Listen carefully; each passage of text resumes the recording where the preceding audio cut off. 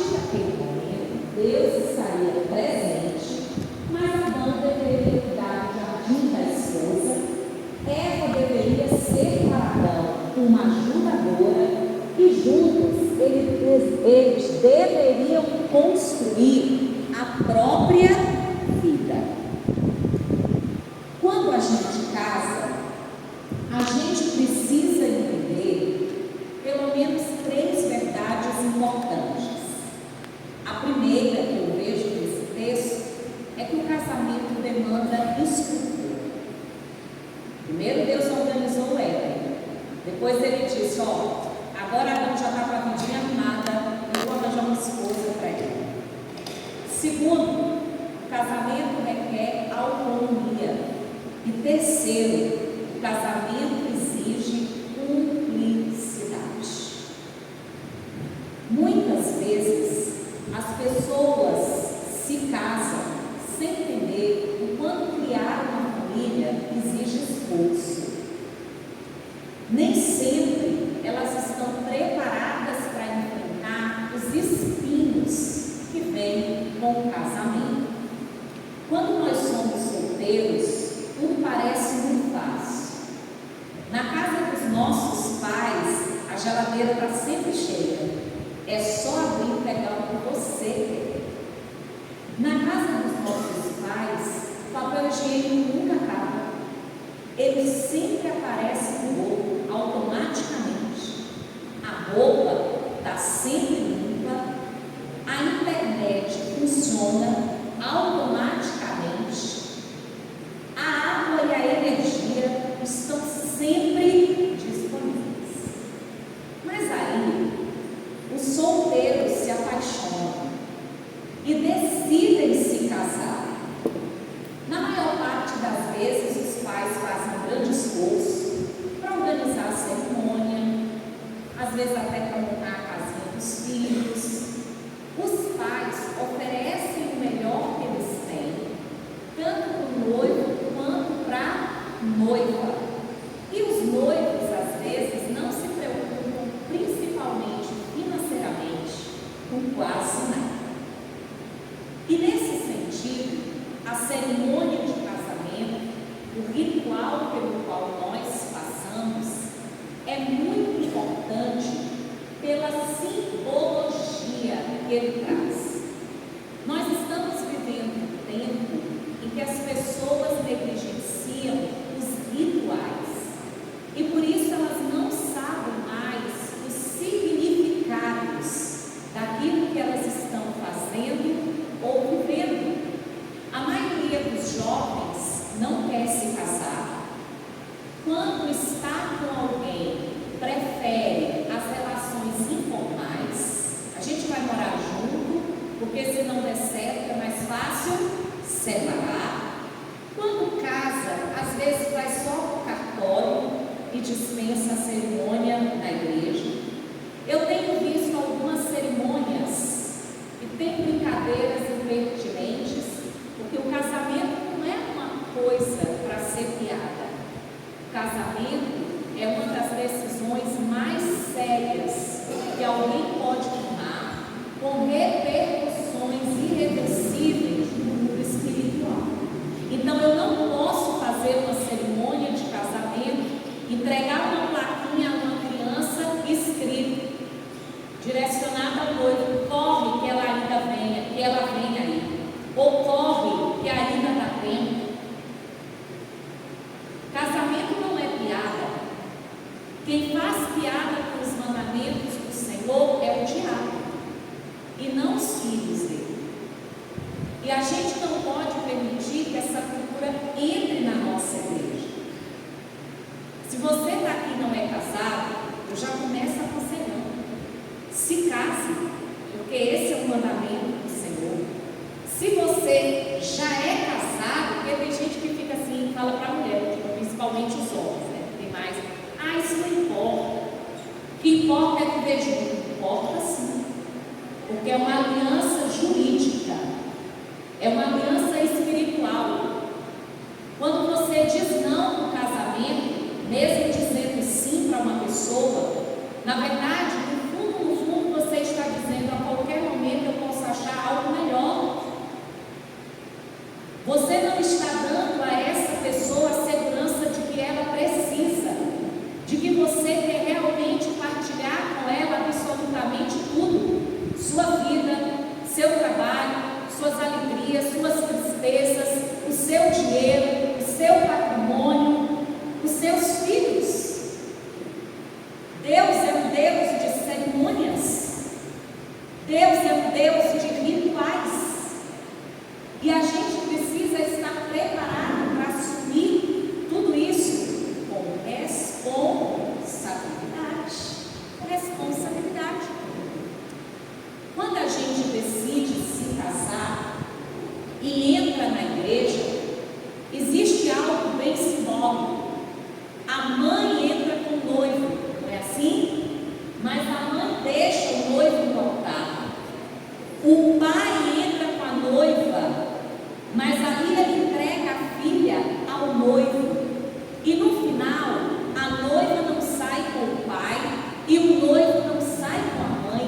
Eles saem juntos, porque ali está começando uma nova família. Isso é simbólico. Quando a gente se casa, a gente precisa estar ciente de que vai precisar de estrutura material, emocional e espiritual. Eu tenho visto algumas pessoas se casando e eu fico perguntando assim: Senhor, se essa pessoa não está tendo condição de comprar as panelas, vai pagar as contas como, meu Deus? A gente tem que pensar. A gente, antes de casar, tem que fazer um pé de meia, se organizar. Porque senão o bicho pega. Porque o amor é lindo, até faltar comida no prato, até não ter dinheiro para pagar a conta de energia, até nascer o primeiro filho e você vê quanto custa a fralda. Porque na casa do seu pai e da sua mãe, você comia igual uma capivara, deixava todas as luzes ligadas e não tinha ideia de que sua família pagasse por isso. Porque essa é a sensação que eu tenho com as minhas filhas, é como se fosse tudo de graça, né?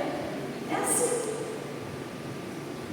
A gente precisa de estrutura material, emocional, espiritual. Só que a sociedade idealiza demais o casamento. A gente não pode demonizar o que Deus criou, porque às vezes eles fazem isso e aí ninguém mais quer casar. Mas a gente também não pode viver no mundo ideal, como se o casamento fosse o reflexo do que a gente vê nos filmes.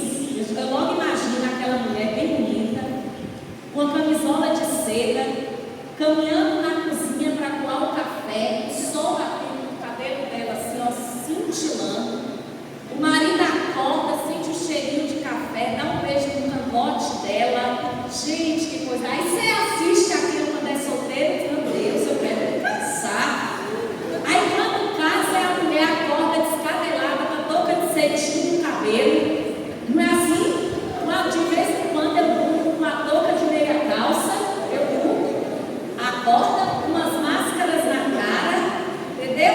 A mulher às vezes vai dormir com a blusa de vereador, o marido acorda que só Jesus na calça, o cabelo grudado na cabeça de tanto suor e óleo, né?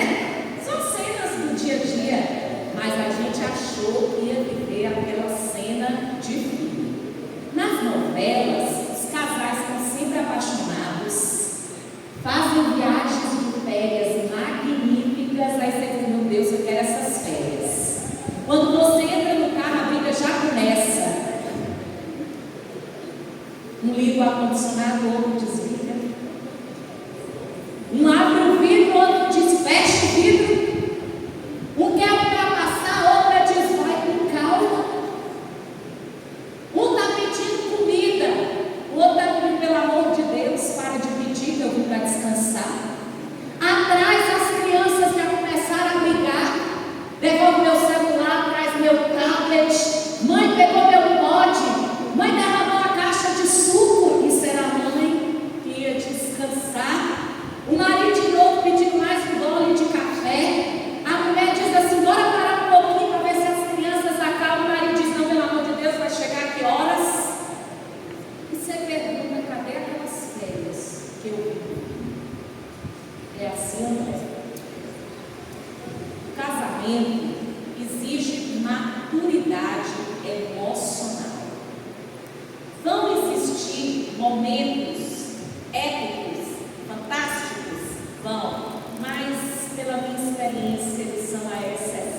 e não a regra. Sabe qual é a regra? Qual é o cotidiano de um casamento? Veja se na sua casa é assim também. Os noivos saem da igreja, vão para a própria casa, e se não tiverem na puridade, o conto de fadas vira um filme de terror. As contas não param de chegar, a roupa suja fica acumulada, a comida precisa ser preparada todo dia, as lixeiras esvaziadas, o chão varrido, o telhado tem goteira. Quem vai consertar? O gás acabou, a gente tem dinheiro para comprar? Alguém adoeceu, a gente pode comprar o remédio? Queria dormir até mais tarde, mas não tem ninguém para me substituir no trabalho, nem para cuidar das crianças. O quadro caiu da parede, tu já consertou? Traz o feijão do supermercado. Meu Deus, o café está acabando. Ó, já passei seu uniforme. Preparou minha marmita? A cozinha está cheia de formigas, tem que dedetizar. Choveu, deu infiltração no quarto, está tudo cheio de novo, o menino está espirrando sem parar. Oh meu Deus, o inverno vem aí, a gente vai ter que comprar cobertor, moletom para as crianças, pijama de manga comprida, meia, touca, vai ter que comprar um casaco para ir para a escola, não esquece o guarda-chuva da menina, pelo amor de Deus, vai ter que comprar a botinha que é mãe de menina sabe, não pode passar o inverno sem uma botinha, viu? Tem que ter a minha calça que combina com a botinha, que vai botar por baixo do vestido. Se o casal não tiver preparo, ele sucumbe ante as pressões cotidianas do casamento. Muitas pessoas estão frustradas no casamento por causa das expectativas que elas criaram. O homem achou que ia ter uma mulher cheirosa e bonita para ele namorar todo dia. A mulher achou que ia ter um galã de novela super romântico com flores, chocolates e joias todo dia. E só o que aparece é conta para pagar e coisa para consertar. Eu gatinho.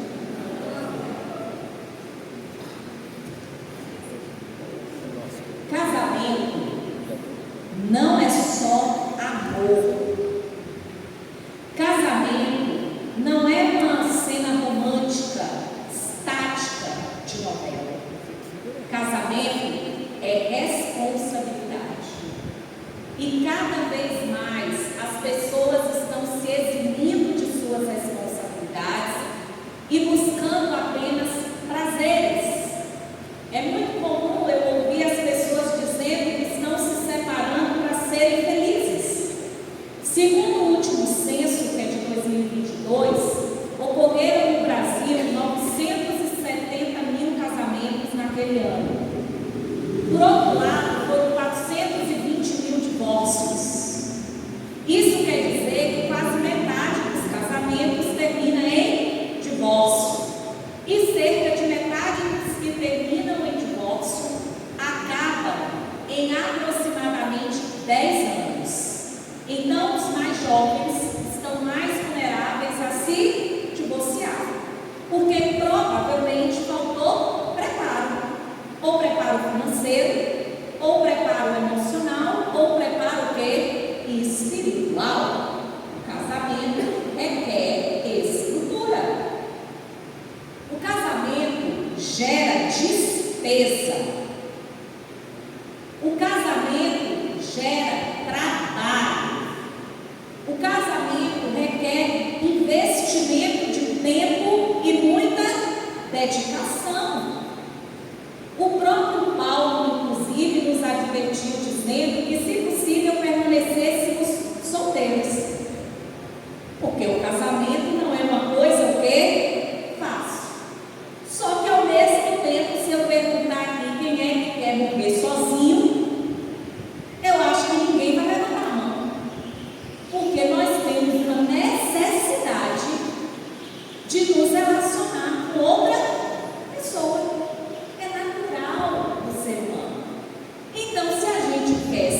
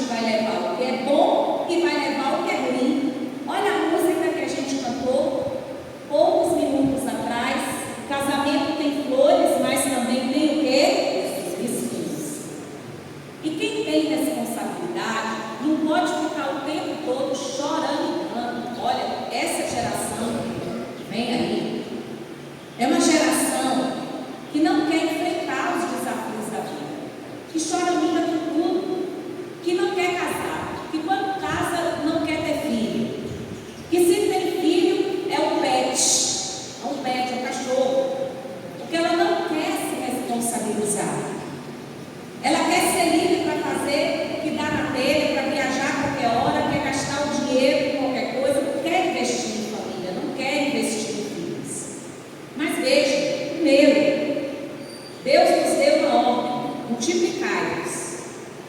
Mas Deus não quer ninguém se multiplicando solteiro, porque criar filho é um desafio. E quem aqui já criou um filho sozinho sabe muito bem do que eu estou falando. Então, se a gente tem que se multiplicar, a gente tem que se multiplicar casado, com responsabilidade e com maturidade. Segundo, a gente não quer viver sozinho, porque nós temos as nossas necessidades emocionais. Por isso a gente precisa parar de choramingar. Sabe aquele homem que reclama de cada conta que ele paga dentro da casa dele? Dá vontade de perguntar: tu tem quantos anos, infeliz? Porque parece uma criança de 5 anos de idade que achou que ia casar e ia ser o quê? Sustentado pelo pai da noiva. Tu achou que a comida ia vir como, filho? Ia descer igual maná do céu? Tu achou que o Wi-Fi era o quê? Gratuito? Tu pensou que um dia tu ia acordar e Papai Noel ia mandar a chave da casa própria para ti, na meirinha pendurada numa lareira? Deus disse: do suor do teu rosto comerás. E homem que é homem, me perdoem as feministas, levanta cedo e vai trabalhar, porque Deus entregou o Éden aos cuidados de Adão. Falei sobre isso outra vez, e não a Eva. Vocês sabem quem é o cara? É o que diz: da minha família cuido eu. Minha mulher pode me ajudar, mas eu sou responsável pela minha casa. O cara que reclama de cada conta que ele paga, ele está amaldiçoando o dinheiro que Deus deu a ele sem perceber. Em vez de ele dizer: obrigada, Senhor, porque eu consegui pagar a conta de energia hoje, ele diz: meu Deus, essa conta de energia que veio não sei quando. Isso não quer dizer que nós devamos ser esbanjadores, gastadores, porque os nossos recursos precisam ser bem administrados. Agora, ninguém aguenta, meu filho, conviver com um homem que reclama de cada conta que ele paga. Deixa eu te falar como uma mulher se sente. Ela se sente humilhada. Quando você diz que você não quer pagar a conta de energia, é como se você estivesse dizendo a ela: você não vale o preço dessa energia. O cara que vai para o supermercado e reclama de que: meu filho, o preço de tudo está alto. Já era nós. Entendeu? A mulher mandando você no carrinho, o homem vai tirando. Às vezes as pessoas vendo isso. Pelo amor de Deus. A mulher está botando um litrinho de Downy. O marido está pegando um amaciante dragão. Oh, meu pai, não pode. Porque o infeliz não sabe que uma gotinha de Downy vale 2 litros do amaciante dragão. É ou é, gente? Então a gente inventa aquele Downy. É uma beleza. Meu querido, não amaldiçoe o pão que Deus tem colocado nas suas mãos e na sua casa. Quando você terminar de pagar a conta, diga: Senhor, obrigada por fazer de mim um homem honrado, por dar a mim os recursos para eu sustentar a minha casa, a minha mulher e os meus filhos. E se você é casada, se você, mulher, tem uma família, entenda, minha filha, não dá para ficar lamentando que o povo toda hora suja a casa, que o marido não baixa a tampa do banheiro, entendeu? Você conversa, pede.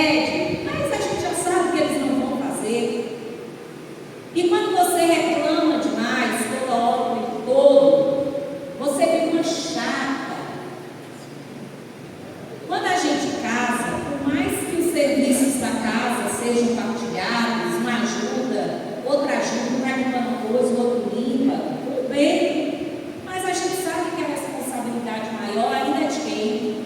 Das mulheres, não é isso? Das mulheres. Eu tenho 3 empregos, 3. Eu tenho mais emprego do que o pai que Deus. A Rochelle, se eu fosse homem, ia querer casar comigo. Porque ele ia dizer, eu não preciso disso, né? Porque meu marido tem 3 empregos. Eu tenho 3 empregos. Mas a minha casa é um brinco. Eu tenho uma funcionária, eu tenho. Mas eu boto a mão na massa às 5h30 da manhã, eu estou de pé. Eu estou na porta das minhas filhas, acorda, está na hora de ir para a escola, eu desço, eu como café, eu coloco a mesa, não é qualquer mesa não, não é jogando um saco de pão lá em cima não. É arrumando mesa para a minha família. Daí eu subo, vejo se as meninas já acordaram, eu já fiz as postagens no Instagram. Aí eu me arrumo, saio para trabalhar, chego meio-dia com uma delas, vou direto no fogão, terminar o almoço que provavelmente eu comecei a preparar na noite anterior, que eu adiantei no domingo. Eu boto roupa de máquina, eu tiro roupa de máquina, eu faço cama posta, eu faço o que for necessário. Sabe por quê? Porque o nosso Deus não é um Deus leviano. Sabe o que é leviandade? Inconsequência. Se eu decidi que eu ia me casar, eu preciso arcar com as dificuldades da minha o quê? Escolha. Eu preciso. Se você é uma mulher casada, levante do sofá, minha filha. Se for preciso trabalhar para complementar a renda, trabalhe. Se seu marido puder te dar o luxo de ficar em casa, ótimo. Entendeu? Eu quero meu sonho. Era ser só dona de casa. Gente, eu queria ser a mulher do filme que eu falei, daquela que com o café assim, com o cabelo faz assim, o sol bate. Mas eu ainda não pude. A gente vai arrumando, né? Tem 2 crianças para sustentar, vai arrumando. Se você é dona de casa, dê o seu melhor. Não seja dona de casa lá, não. Minha filha diz, não agrada a Deus, não. A Bíblia diz assim, ó. Tudo que vier às suas mãos para fazer, faça da melhor maneira possível, como quem faz para quem? Para Deus. Entendeu? Não fica fazendo serviço magoado dentro da sua casa, não. Dê o seu melhor. Entende? Sai do sofá, larga o celular, vai preparar a marmita do marido, vai passar o uniforme das crianças. Seja uma mulher virtuosa. Juntos, homem e mulher, marido e esposa, dividam as responsabilidades. As responsabilidades em cuidar dos filhos, em pagar as contas, em cuidar da casa. Sejam parceiros, porque as responsabilidades são muitas para uma pessoa só. E normalmente no casamento, quando tem um cansado demais, é porque o outro está folgando muito. Busquem a Deus nos momentos de dificuldade. A meta não é separar para ser feliz, é lutar para manter um casamento feliz. Segundo, quem casa tem que ter autonomia. O último versículo que eu li diz: porque o homem deixará quem? Pai e mãe, e vai ser um com quem? Com a esposa. Mas tem gente que não sai da barra dos pais. Tem gente que casa e no início às vezes é necessário morar com os pais, às vezes é necessário comer na casa de uma mãe. Agora, deixa eu falar, é no início. Porque Adão não ficou no pé de Deus, não. Deus deu a Adão o jardim como se ele dissesse: agora Adão, vai lá e se vira.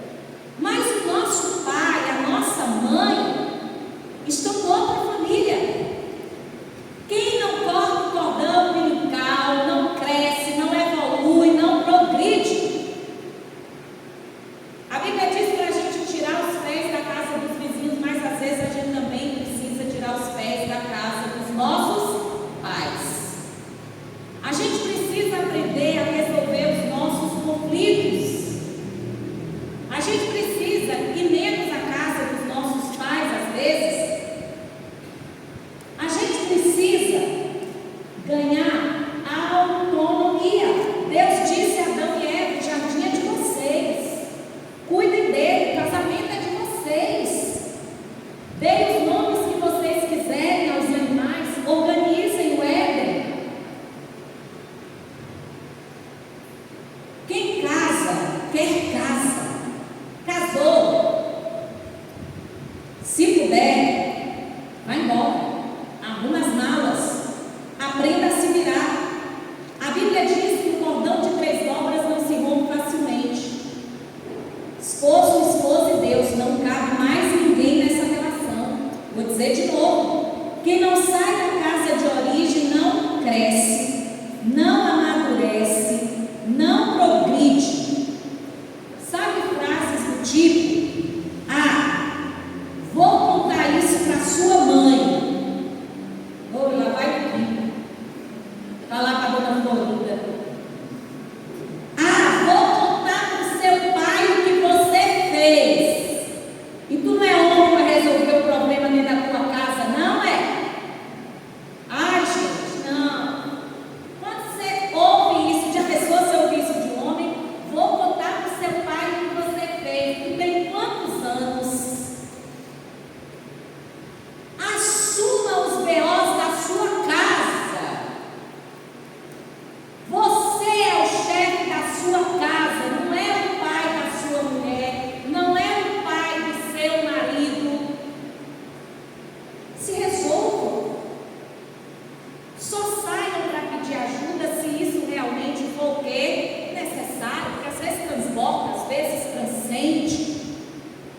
Mas tem gente que vive de picuinha o tempo todo. O tempo todo. Tem coisas que são graves, que você precisa compartilhar com sua família, às vezes precisa do apoio, isso é normal. Mas não dá para viver uma relação chamando o pai e a mãe para resolver tudo dentro de casa. Entendeu? Chuveiro queimou. Ah, chamar meu pai para resolver. Não. Se eu quer chamar meu pai, que teu pai, que a mãe. Assim não.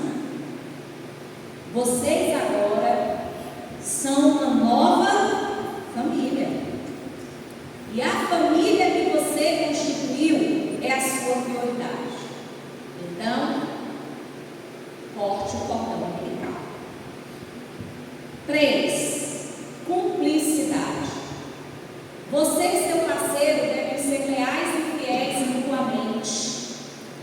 Eu nem vou entrar especificamente no tópico fidelidade, porque eu acho que só aí já era uma ministração específica. Mas muitos casamentos terminam por causa da infidelidade. E nós vivemos numa cultura que, inclusive, analisa a infidelidade masculina, condena a infidelidade feminina. Mas pecado, não importa se praticado por homem ou por mulher, é um só. A Bíblia diz que os adúlteros não herdarão o reino de Deus. O adultério é algo muito grave, porque é o rompimento de uma aliança espiritual. Quando um homem e uma mulher se deitam com outro que não é o seu cônjuge, ele está sendo uma carne só com outra pessoa.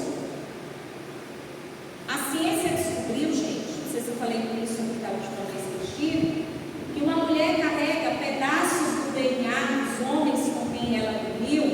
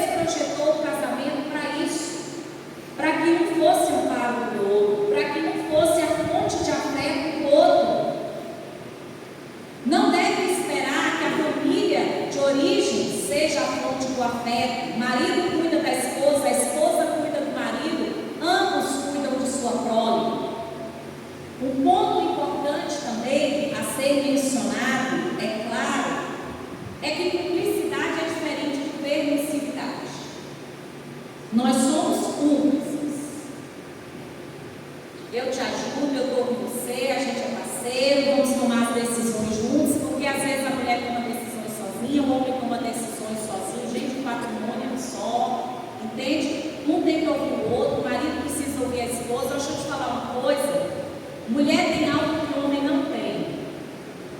A mulher tem sexto sentido. A mulher tem um cérebro que funciona diferente, ela capta as mensagens e parece que ela prevê o que vai acontecer. Por isso existem mais mulheres do que homens dizendo a seguinte frase: eu te falei.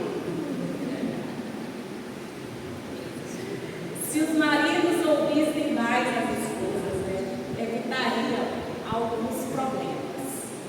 Cumplicidade, porém, não é permissividade. Você não é parceiro do outro no crime, naquilo que é errado, no que é desonesto, naquilo que fere os princípios de Deus, no que é imoral. Você não deve compactuar com isso. Ser cúmplice é estar ao lado, é dividir a vida, é partilhar as alegrias e as tristezas. E agora eu já estou terminando. Primeiro, não quero com essa palavra anular a importância das nossas famílias de origem. Elas sempre vão ser um suporte importante para nós, e nós vamos ser um suporte importante para as famílias que os nossos filhos já constituíram ou que eles ainda vão constituir. O que eu quero que vocês entendam é que nós precisamos amadurecer, assumir as nossas responsabilidades e só pedir socorro quando isso for necessário. Não se esqueçam: tanto deixará o homem o seu pai e a sua mãe, e apegar-se-á a sua mulher, e serão ambos uma só carne. E sendo uma só carne, nós devemos aprender a suportar, nós devemos aprender a esperar, nós devemos aprender a apoiar o nosso parceiro ou parceira, aquele ou aquela a quem nós escolhemos para compartilhar as nossas vidas. Termino dizendo: apaixonar-se é um ato muitas vezes irracional. A paixão é uma mudança química que nem sempre a gente consegue racionalizar, que muda o funcionamento do nosso cérebro. Mas a paixão passa. Segundo os cientistas, os efeitos da paixão no nosso corpo, aquela alegria que a gente sente quando vê a pessoa, a liberação de uma dose altíssima de endorfina, o coração acelerado, o olho brilhando, dura no máximo 2 anos. A paixão acaba, mas o amor permanece quando nós decidimos amar. Apaixonar-se pode ser um ato voluntário. Amar todos os dias a pessoa a quem a gente mais conhece no mundo, com todos os defeitos que ela tem, precisa ser uma decisão diária. A gente precisa decidir permanecer casado. E para isso a gente precisa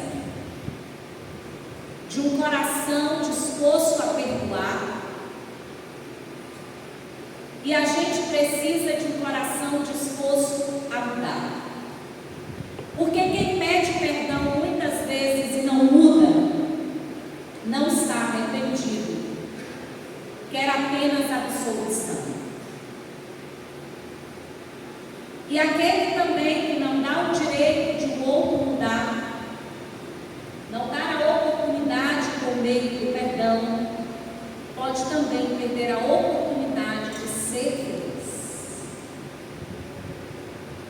E eu termino lembrando cada um de nós, não o que as canções deste mundo dizem sobre o amor tão banalizado. Em letras de música, só falam de sexo, traição, noites de amor e motel. Não é sobre isso que a Bíblia fala. A Bíblia diz que o amor encobre uma multidão de transgressões. E a Bíblia diz que o amor tudo crê, o amor tudo espera e o amor tudo